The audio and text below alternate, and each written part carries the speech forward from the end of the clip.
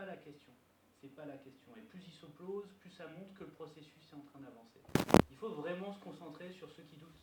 Et ceux qui doutent, ils doutent pourquoi? Parce qu'ils ne savent pas faire, parce que c'est compliqué, parce qu'ils n'ont pas fait avant. Et donc, pour moi, la vraie clé, elle est finalement pas tant culturelle, pas sur l'envie, sur le savoir-faire. Et ça, on néglige trop. Aujourd'hui, on n'est pas formé à ça. Collectivement, on n'est pas formé à ça. L'ingénierie n'est pas formée à ça. Les architectes ne sont pas formés à ça. Les urbanistes non plus, etc. Formés à quoi? Formés au complexe, formés au dialogue. Tu disais, il faut qu'on passe, vous le disiez dans vos exemples tous les deux, hein, à un moment, il faut qu'on se mette autour de la table, des acteurs qui ne se parlent pas. Mais non seulement c'est des acteurs qui n'ont pas l'habitude de se parler, mais ils sont concurrents. Ils sont structurellement concurrents. Aujourd'hui, à un moment, toi, tu vas intervenir sur un bâtiment, récupérer des matériaux qui vont venir d'un autre chantier de déconstruction, d'un autre promoteur, d'un concurrent. Peut-être que vous êtes en train de collaborer là-dessus et d'être concurrent à côté. Donc il faut passer, c'est pas de moi, passer du ou au et, c'est-à-dire soit ensemble, soit concurrent, à et. On est à la fois concurrents et on coopère à certains niveaux parce qu'on a une vision plus globale sur le territoire. Je disais très bien, il faut qu'on comprenne le territoire et aussi le temps long. Donc il y a un vrai changement culturel, je pense qu'il y a un vrai changement de métier. Et ça, il ne faut pas nier. Enfin, il faut qu'on se forme à ça. Aujourd'hui, on ne forme pas à ça dans les écoles d'archi, on ne forme pas à ça dans les écoles d'ingénieurs, on ne forme pas à ça, je ne sais pas ici, hein, j'en sais rien, je ne le prononcerai pas. Mais en tout cas, on n'a pas aujourd'hui ce petit truc qui fait qu'on apprend à parler ensemble, en respectant le langage de chacun, et aussi à faire du business, comme tu le dis très bien. Il y a des boîtes, il y a des acteurs privés, etc., tout en coopérant à certains moments. Et aujourd'hui, les sociétés d'aménagement, les SPL, doivent changer de boulot. Il faut qu'elles arrêtent de produire un truc et ensuite de le vendre au privé. Il va falloir gérer dans le long terme. Voilà, le fait d'être sur le long terme, c'est important. Vous gérez sur le long terme, ça change aussi la façon de faire. Les promoteurs doivent changer de métier. Hein, aujourd'hui, on ne peut pas être centré uniquement sur une production répétitive de logements neufs qui rentrent dans les cadres de défiscalisation, etc. etc. On va avoir des choses évolutives dans le temps long, qui peuvent changer d'usage, etc., etc. Les élus doivent changer aussi de perspective. Les fonctionnaires territoriaux doivent changer de perspective. Donc aujourd'hui, il y a plein de gens qui tapent à la porte, qui disent ça, j'y crois, j'ai envie. Donc là, il va falloir qu'on revienne sur le terrain et qu'on se forme à tout ça collectivement. Et c'est un vrai boulot, c'est des boulots passionnants. Mais aujourd'hui, on ne sait pas faire. Les projets dont vous avez parlé, c'est des territoires aussi qui sont assez riches, d'envie, de savoir-faire, économiquement aussi. Comment on fait ça sur l'urbanisme du quotidien? L'urbanisme du quotidien est fait par les notaires. C'est ça, hein, c'est 80% de la production de la vie. Donc il faut aussi qu'on arrive à généraliser tout ça. Là, la prise de conscience, elle doit être psycho-collective. Il faut qu'on monte en gamme chacun et qu'on apprenne ces nouveaux métiers. Parce qu'il y a vraiment des nouveaux métiers qui arrivent. Sur le rôle entre les acteurs, moi j'en ai deux anecdotes. On prend, mais ne serait-ce que du gros bon sens, aménageur-promoteur. Il y a un gap là, quelqu'un a décidé, moi je te donne un terrain nu, toi tu l'achètes, voilà. Nous on voit, le gars il a déconstruit, on a des matériaux, il dit mais moi je suis aménageur, le dernier truc qu'il fait avant de vendre le terrain, c'est de le reboucher avec, si possible, le plus de merde possible. Enfin, un truc légal mais qui ne valent pas grand chose, il faut qu'il rebouche le trou. Et la première chose que fait le promoteur en arrivant sur le terrain, il creuse. Tu dis, ah ouais, mais on en a déjà parlé, mais c'est compliqué parce que nous on peut pas, eux non plus. Tu dis, non mais les gars, toi tu rebouches, lui c'est le premier truc qui se passe sur le chantier, la scission entre aménageur et promoteur. Et l'autre sur le côté de ceux qui n'ont pas envie d'avancer, c'est pas de juger, c'est de donner les clés. Et nous, c'est l'avantage de taille, puis je pense d'être du Nord, du coup d'avoir un côté humilité, gros bon sens qui vient avec. C'est un acteur qui n'a pas envie. Là, on a eu le cas dernièrement sur un de nos projets, nous, clé pour l'année, hyper important. Le gars qui travaille d'habitude sur le territoire, donc BTP, des constructions, dit votre truc, j'y crois pas, va voir les élus, tout, dit vous vous rendez compte, ils vous embobinent, c'est pas possible leur truc. Et il lutte, et il lutte, et il lutte. Nous, on avance, on dit bon, bah, on l'a vu une fois, deux fois, il va pas changer d'avis. on a mis dans l'appel d'offres le plus de clés possible pour que quelqu'un qui n'est pas sachant et qui ne serait pas intéressé par cette solution puisse répondre quand même et soit en gros orienté à une réponse. Le mieux disant de l'appel d'offres, c'est le gars qui vient de passer 6 mois à faire pour que cet appel d'offres n'existe pas. C'est lui le mieux disant. Son mémoire technique est le meilleur, son prix est le plus intéressant. En gros, le gars, c'est pas qu'il savait pas faire, c'est que ça bousculait, c'était un peu moins rentable que d'habitude, ça bousculait sa façon de faire, sauf qu'une fois qu'il a plus le choix, il est monté au créneau, ouais bah ok, j'ai essayé de lutter, vous avez gagné, bon bah je vous réponds. En gros, pas s'arc-bouter, pas juger, donner les clés, la possibilité d'eux, et en fait, la vague elle passe quoi. Ouais, mais il y a des pertes de valeur dans l'histoire, puisqu'on a aujourd'hui des strates instituées, la strate foncière, etc. Il y a des étapes, chacun se refile le bébé à chaque fois. À la fin, le promoteur refile le bébé à l'acquéreur, mais tu t'as parlé de l'aménageur. Il y a le foncier en amont, etc., etc. Ce qu'on sait faire, c'est ça, c'est la Fordeté de la ville. Chacun son truc, son bout de gras, et puis on collabore, on a des formes de dialogue, souvent plutôt avec des juristes, au moment d'interface, au moment où on se refile le bébé. Voilà. Sauf que la circularité, ça veut dire qu'on doit penser à la fin, on pense à l'usage, ce que tu disais très bien, sur l'usage temporaire qui va devenir l'usage permanent finalement, parce que c'est la fluidité des usages. Dès le début, dès l'acquisition foncière, c'est-à-dire je fais l'acquisition de ce bâtiment éventuellement ville, on va se poser la question de sa plasticité et de son évolutivité. Effectivement, il n'y a pas grand-chose qui sait faire. Il n'y a pas grand monde qui sait faire. Aujourd'hui. Aussi bien en urbain Du coup, je vais revenir Reprends la là-dessus. Comme on est dans une école et qu'il y a quelques étudiants dans cette salle, pour vous, toutes ces compétences qu'il faut développer, ce sont lesquelles et qu'est-ce qu'il faudrait que les étudiants, qu'est-ce qu'il faudrait mettre en avant dans les programmes et même dans les stages avant, quelles sont les compétences qui manquent ou que vous commencez tout juste à développer au sein de vos activités? Et c'est les mêmes qu'avant. Non mais c'est vrai, c'est se faire confiance, du gros bon sens, prendre ses petits pieds et aller voir les sujets. C'est-à-dire que si tu regardes juste qu'on te file à l'appel d'offres et qui est pré-mâché et que tu réponds bêtement à ce qu'on te demande, tu vas faire la même chose que les 19 autres groupes. Et c'est ce qu'on vient de nous présenter.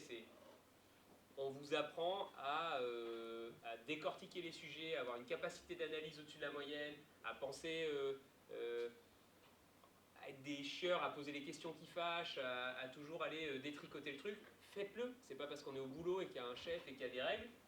Continuez à faire ça, continuez à vous faire confiance, à dire bah, je vais y aller voir le sujet, je vais prendre un café au bureau de tabac du coin et poser des questions. Et comprenez ce qui se passe et faites-vous confiance sur les solutions parce que parfois, des trucs tu dis mais non mais c'est trop simple, il y a c'est bizarre. Bah non, tirez le fil, allez-y et c'est l'humilité, prendre le temps de comprendre et l'humilité de poser les questions, d'écouter la réponse des gens, de comprendre les enjeux des autres, c'est les jeux d'acteurs à toutes les échelles. Moi je suis dans le recyclage, c'est les jeux d'acteurs. Quand tu vas sur une agglo leur dire ou une entreprise il faut changer, c'est des jeux d'acteurs le principal truc, c'est ce que vous étudiez. Donc à un moment, pour moi c'est pas réinventer la poudre, tu peux changer un peu les contenus, mais globalement on est quand même sur les mêmes ressorts, les mêmes choses et les mêmes savoir-faire qui sont dans un monde qui est effectivement de plus en plus complexe, qui bouge vite. Après, oui, tu pourras avoir un cours sur la facilitation pour que ça soit plus facile d'avoir une table avec 12 personnes qui d'habitude ne se parlent pas et d'arriver à faire émerger un truc. Clairement, quand tu sais faire un peu de facilitation, ça aide. Mais les fondamentaux, c'est les mêmes. Une chose, je vais être monsieur anecdote, à chaque fois je vais raconter une anecdote. Mais non, mais. Avant de rentrer chez Novoxia, j'ai travaillé quelques années dans une très grande entreprise où le critère de recrutement, pour en avoir passé pas mal d'entretiens, était le diplôme. Donc moi j'étais très bien à Sciences Po, voilà, et c'était le premier filtre. Si vous ne veniez pas d'une grande école, vous ne pouviez même pas passer un entretien à faire les tests. Quand j'ai passé l'entretien chez Novoxia avec le PDG, il ne m'a jamais posé une question sur mon école, il s'en fichait royalement. Il m'a juste dit une chose: dans cette situation, ce projet, qu'est-ce que tu ferais? C'est la seule chose qu'il m'a demandé. Et en fait, c'est exactement, et j'ai pu en voir depuis d'autres entretiens chez Novoxia, on ne pose pas la question du diplôme. Alors vous avez des surdiplômés, d'autres personnes qui se sont formées petit à petit, en interne, etc. Ça n'est pas un critère. Donc venant de Sciences Po, je peux d'autant plus le dire, selon moi, c'est vraiment pas le diplôme nous assure, je parle en nous, un emploi en effet, mais peut-être pas un emploi intéressant. Ce qui nous assurera un emploi intéressant, c'est vraiment la conviction et l'action. Et face à à la théorie, etc. Il faut en faire en parallèle ou en totalité, mais tourner toujours vers du concret, à moins bien sûr d'être dans la recherche pure. Mais si vous, notamment dans le domaine de l'immobilier, où je trouve que c'est l'un des secteurs les plus concrets, puisqu'on a un impact sur le très long terme, où on touche aux choses qu'on fait, sur tout ce qui est aménagement et immobilier, on touche directement la vie et les usages des gens. Il faut absolument être dans l'action. Donc pour moi, la réponse, c'est pas trop de diplômes. Enfin, il ne faut pas se focaliser sur ça, surtout qu'une fois qu'on est rentré, disons qu'on peut s'atteler à autre chose, mais c'est surtout sur les actions qu'on met en œuvre et sur l'agilité. C'est la valeur cardinale qui est répétée, c'est l'agilité, et c'est ça qui fait qu'aujourd'hui les sociétés croissent et grandissent. L'Hôtel-Dieu dont j'ai parlé, l'une des choses qui a été différenciante a été le fait d'aller chercher un acteur qui était aux États-Unis, Biolabs, pour faire le premier incubateur européen sur tout ce qui était intelligence artificielle et medtech appliqué à tout ce qui était recherche hospitalière. Tous les autres, enfin beaucoup d'autres, avaient pris des acteurs qui étaient déjà bien implantés en Europe ou en France. Il fallait avoir l'agilité de se dire, allons chercher quelqu'un d'autre qui va apporter un usage. Voilà. Faut oser, mais c'est comme l'école, il faut oser parler aux profs, il faut oser parler à l'intervenant, il faut oser contacter les gens et avoir des gens qui ne sont pas dans ton secteur.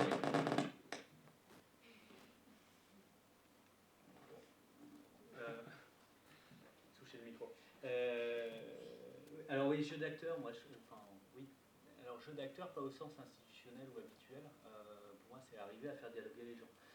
C'est être traducteur. On oublie. Souvent, quand on travaille sur les questions de jeu d'acteur, c'est qui fait quoi, et justement, vous apprenez des rôles. Alors, je ne sais pas ce qu'on apprend ici, mais il y a des rôles institués. Et ce qui est en train de changer, c'est ça. C'est que le rôle de chacun est en train de changer.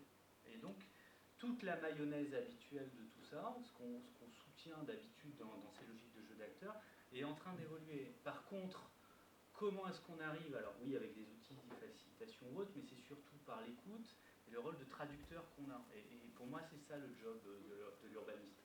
C'est de comprendre à la fois le terrain, l'ingénieur, l'écologue, etc. Il faut parler le langage de chacun et arriver à tenir le fil rouge dans le temps long du projet, c'est-à-dire pas oublier qu'on avait une des clés au début, qu'on a tendance à oublier quand on commence à parler argent, contraintes, concertation, etc. Et rappeler à tout le monde que non, le cap qu'on s'est donné, c'est celui-là. Donc pour ça, pour être traducteur, il faut faire du terrain, aller voir les gens. Moi, c'est un grand plaisir de mon job. Et si vous n'aimez pas les gens, vous êtes... Ouais. Non, mais après, on peut être maître d'ouvrage, essayer de faire des cahiers des charges, quoi. Non, mais traiter son rôle comme ça. On pond des cahiers des charges. L'asset en distribue des très bons, on les copie-colle, on fait une phase d'introduction, et puis on va débattre sur les critères de choix des candidats. Voilà, donc moi je l'ai fait, il n'y a pas de problème. C'est important de le faire, c'est important de faire autre chose, et donc moi par contre je vous invite à un truc, c'est à changer de job très tôt, très vite. Tournez. On va venir chez Novaxia. Ouais, mais vous y restez non, pas, trop bien tôt, sûr, il faut y aller. Parce qu'après, si vous voulez rester... Il faut tourner. Tourner pour voir les points de vue différents. Moi, c'est un truc... toi, écoute pas trop. Tu connais Néo-Éco ? Faut rester un peu. Faut rester un peu. Donc, tourner. Et puis, dernier point, moi, c'est avoir de la conviction dans son job. C'est un moment, et sur ces enjeux environnementaux, il y a un moment, on sait quand on passe, il faut avoir aussi des repères. On sait quand on passe la ligne rouge ou pas. Alors oui, tout est fait pour nous mettre le doute, mais on le sait. On sait qu'on est en train de faire l'école. Voilà. Et donc là, on peut avoir des convictions et on peut avoir en face de ça du doute. C'est-à-dire c'est toujours plus complexe. J'ai appris la politique en Irlande du Nord pendant la guerre civile. C'est plus compliqué que vu de Paris. Voilà. C'est quand on dialogue avec les gens, voilà, écoutez pas les journalistes, écoutez pas les Parisiens, etc. Il n'y a pas des bons et des gentils. C'est pareil dans l'aménagement, c'est plus compliqué que ça. Donc par contre, il y a une vraie sincérité qu'on peut avoir dans son job. Et ça, la vraie sincérité, c'est ce qui permet d'avoir tous les appels d'offres. Tous.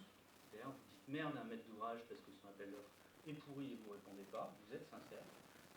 Et puis quand ça vous plaît, vous dites vraiment et vous dites ce que vous pensez, quitte à ce que ça ne réponde pas au cahier des charges, mais là vous êtes vraiment dedans.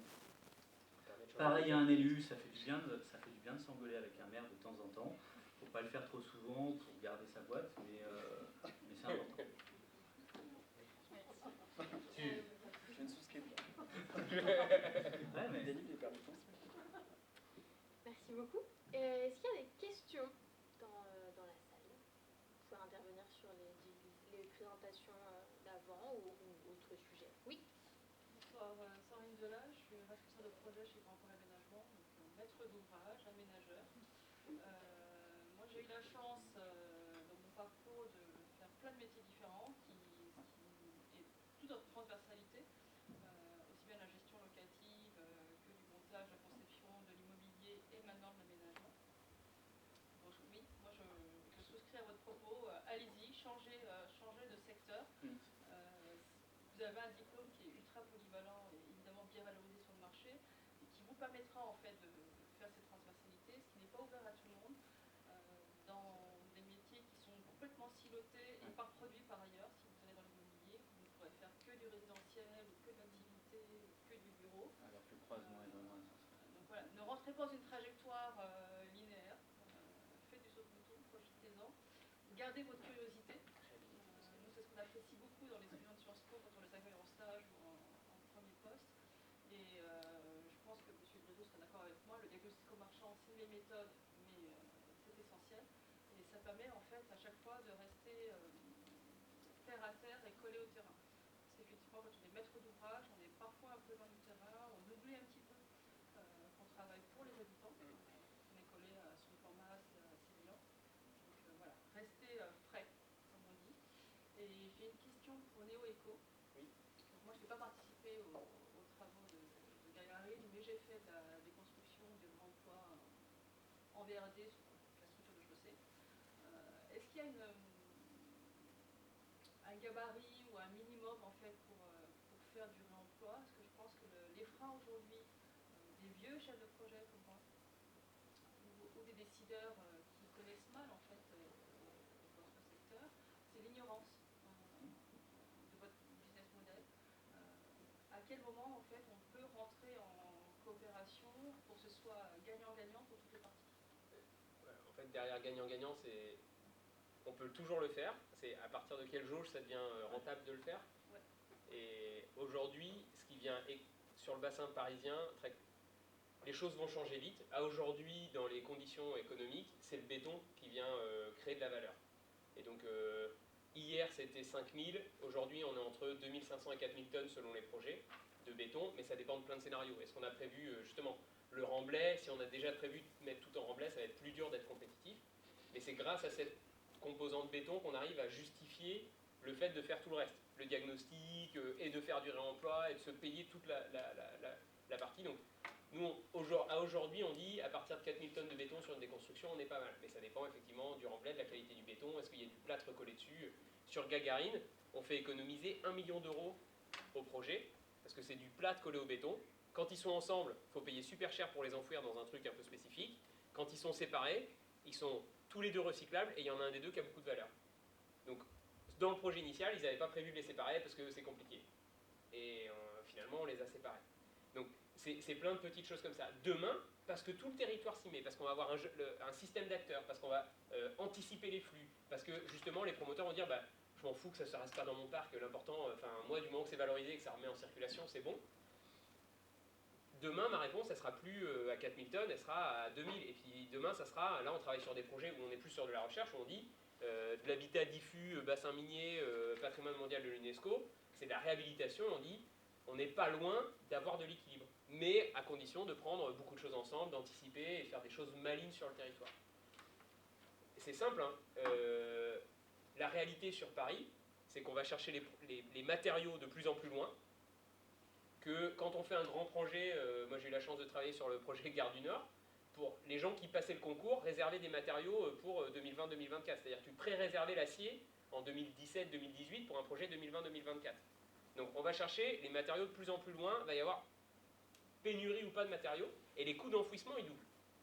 Et tu vas enfouir de plus en plus loin. Bon bah à un moment, l'équation elle est simple, c'est que ça sera vital de faire de l'économie circulaire dans ton projet, sinon le projet il ne sert pas. Et ça sera vital de dire, est-ce que j'ai besoin de tous les matériaux que je suis en train de mettre dans mon projet? Ça, c'est du côté projet. Et quand tu disais, je veux dire, qui achète à bouffer sans regarder un peu ce qu'il y a dans le produit et se fait pas un peu de bio, se pose la question du vrac.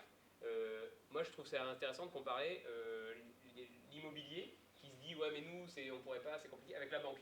Et la banque se disait, non, mais moi, tout le phénomène digitalisation, les gens qui consomment mieux, honnêtement, je serai le dernier touché, je suis peinard. Ouais, mais t'as N26, t'as les gens qui posent des questions qui disent moi je veux plus ok, le PEA, je veux bien, mais investir en bourse sur des véhicules durables. Est-ce que vous pouvez me justifier que c'est des investissements éthiques? Bon, bah, demain dans l'immobilier, si on prend la même chose, si on prend le phénomène Yuka, le phénomène sur les banques, tu dis bah, c'est-à-dire que demain, quelqu'un qui va t'acheter un appartement, aujourd'hui c'est déjà dans les bureaux, le preneur il dit ouais, mais attendez, c'est quel bilan là du truc que vous me vendez? C'est quel matériau qu'il y a dans l'appartement que je suis en train de vous acheter? Ça peut aller super vite. C'est-à-dire que demain, il y a un soubresaut dans le marché de l'immobilier et le rapport de force entre vendeur et acheteur, il change. Ça tombe tout de suite sur la table. Et il n'y a personne qui est prêt et ça va être une déferlante. C'est-à-dire que le moindre retournement du marché, du coup, l'acheteur qui n'avait pas le droit de poser les questions, tout d'un coup, il va avoir le droit de poser les questions.